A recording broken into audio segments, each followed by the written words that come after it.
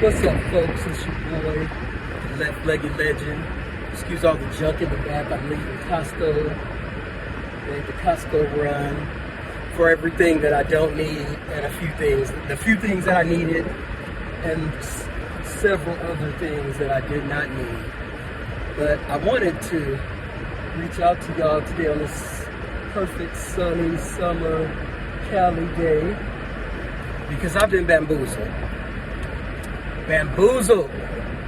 led astray, run amok, finagled.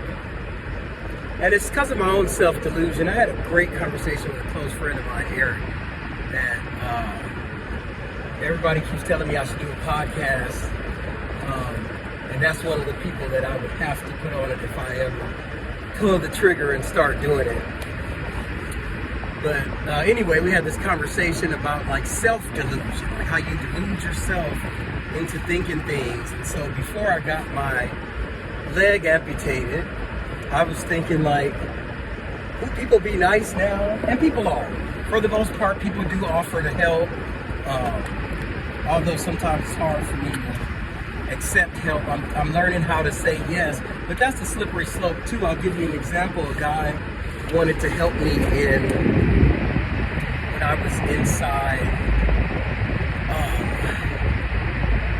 the grocery store, but not because of any altruistic reason. I was just taking too long for him. So he kind of just threw my groceries up there haphazardly, you know, and of course, you don't have time to train everybody that wants to help you into how to help you. But you know, at the grocery store, I want to keep my stuff, frozen foods together, so they'll be all in my bag. My heavy stuff, my drinks, my Simply Lemonades that I always buy, because it's my favorite drink in the world. I either drink water, Simply Lemonade, or alcohol. But anyway, he was rushing my stuff up there, so really kind of just throwing it up there. And it's like, well, why did you ask to help if you're going to be rude? I'm saying all this to say that I'm realizing now, 18 months post-amputation, that humans don't give a damn, particularly Americans. In other countries, I've been met with a lot more, you know, empathy and assistance. But in America, Americans don't care. I will be walking, limping, weeble wobbling on my one leg trying to walk, and people walk in front of me, or they'll stop short. How my leg works right now, the leg I have right now, it's manual. So it's all momentum. It's all, you know, me trying to, you know, keep moving. And so when people stop in front of me, I don't have brakes like you got brakes. I have to, if I don't lock my knee, I'm gonna fall. And then I'm gonna fall on your ass or bump into you or push you over. And I'm 225 pounds, happy to report, which is like, so anyway, you know, and people, they will try to rush to get in front of me. You know, if I'm going to a line at a store and the line may have people in it, people will rush to get in front of me. They don't want to be behind the slow person.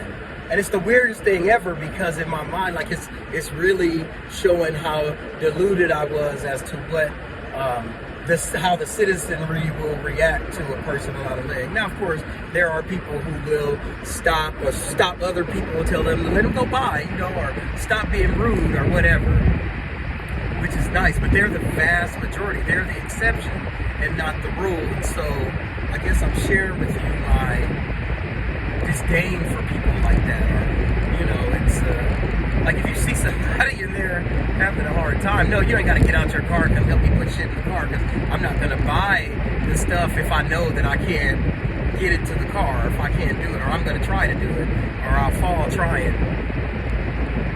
But on some level, you know, you kind of make way. You know, you shouldn't be impatient with a person like me, because I'm in Costco just like you in Costco, and trying to get around, and it's crowded, and you know, you shouldn't block my way. You should give me space. Like, I shouldn't have to advocate for this shit. I guess that's what it's really about. It's pissing me off because, you know, on one hand, I gotta walk through the store with people who are gonna do that kind of stuff, block me, walk in front of me, be impatient if I'm on my scooter and I'm trying to navigate around and they see the scooter, and I guess some people don't want to yield, and so it makes them mad because I'm driving my scooter by them and they have to move over a little bit so I can get by. I don't know. It's just a weird reaction that people get.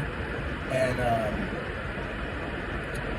so you know, that's bad enough that I have to deal with that. But then also I have to deal with like the people that, some of y'all that won't look me in my eyes. Like I understand that you might feel a way. You see me and I don't have a leg, and you might feel like, oh, that's fucked up. I would never want to be without a leg. But I'm happy that I'm okay. I can't say that I'm happy that I don't have my leg, but my leg hurt, you know, and shit that I went through dealing with jobs that didn't want to, you know, do right with my medical, and you know, it got me to this point where it was like, I'm gonna lose my leg, so I had to accept it a long time ago. You know, looking me in the eye and saying good morning is much better than diverting your eyes. It reminds me, the person with the disability, that I make you feel some kind of way, and that's fucked up, right?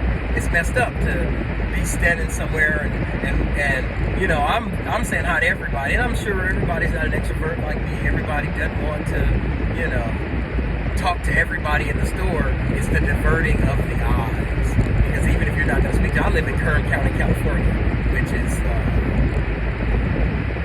you know, conservative Cali, I'll say that way to be nice. And so I understand you might not want to speak to me, whether if you're, you know, have an issue with disabilities, or ableist, racist, whatever it is, elitist, whatever the ist is. I get it. But if those people will still look you in the eye, you know, a racist will look me in the eye and not speak because, you know, fuck you, you know, N-word. So I get it.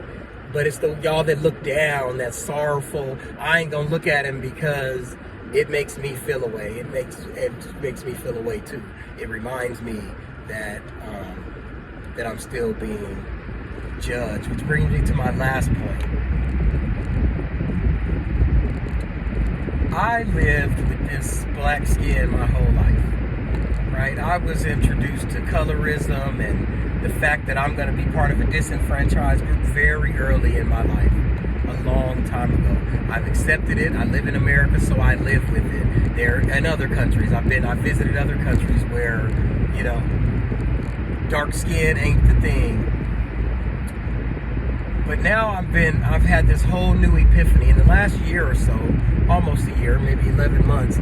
I've been looking to change careers, switch things, do something a little different, get back to my passion. Because when you lose a limb, you start to prioritize things in a way where you understand that some of the shit that we're dealing with every day is not important. I ain't got no leg. My hands are hella ashy right now, like I've been working in a chalk field.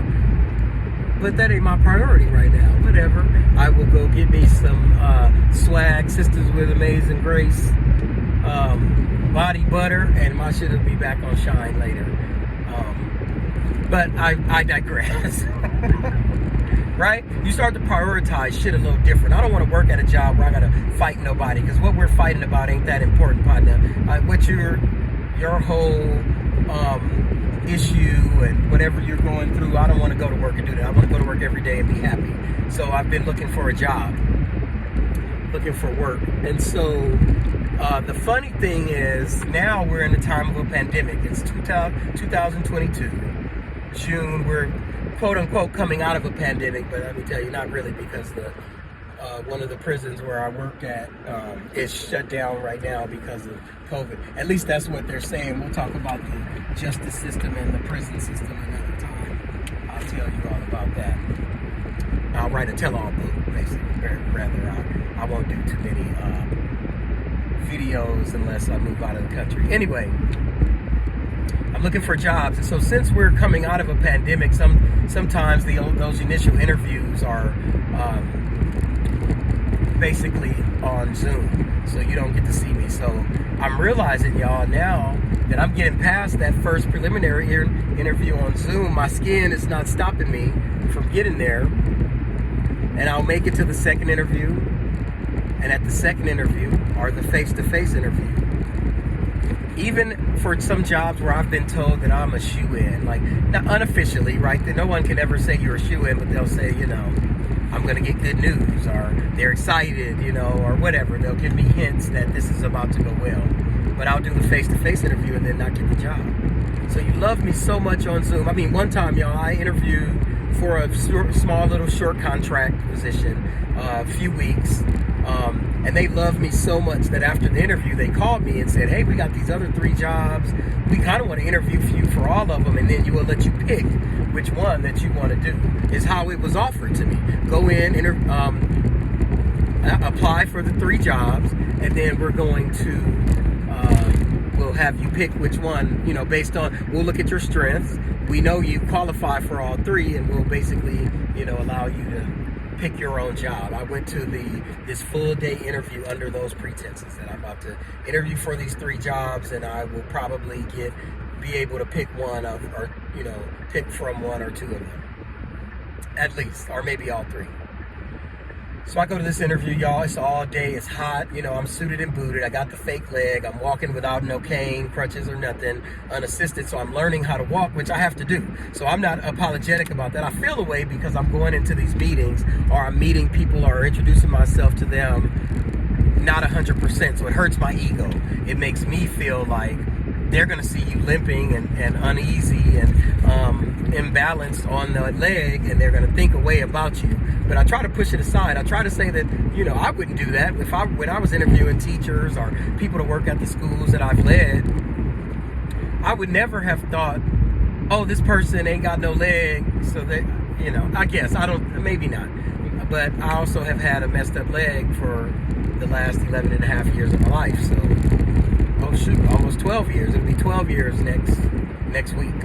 Oh, I gotta do a video for that, for the anniversary of it all starting. Anyway, so you get what I'm saying. I'm gonna go do it because I have to walk. I'm expecting an upgrade on my leg. I want to walk. I want to be able to stroll. That's the goal.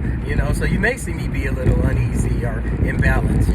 Anyway, so I do this whole long interview. I get they offer me none of the jobs. The only thing that changed between them meeting me on Zoom and me walking in the room with them is that now they see I have a fake leg. And so to me, they're limiting me. I walk into prisons. I walk all around the world. I've been in the hood in Medellin, Colombia. I've been, in the mountains of Costa Rica. I've been on top of a tree in Costa Rica in the rainforest, zip lining. Like, I can handle it. I could do this. I'm made for this, and if I'm trying to work with students with disabilities, could you imagine being in a class for students with disabilities and your teacher has a disability, can relate to you, can engage with you on different things, these topics that I'm talking to you about even, right?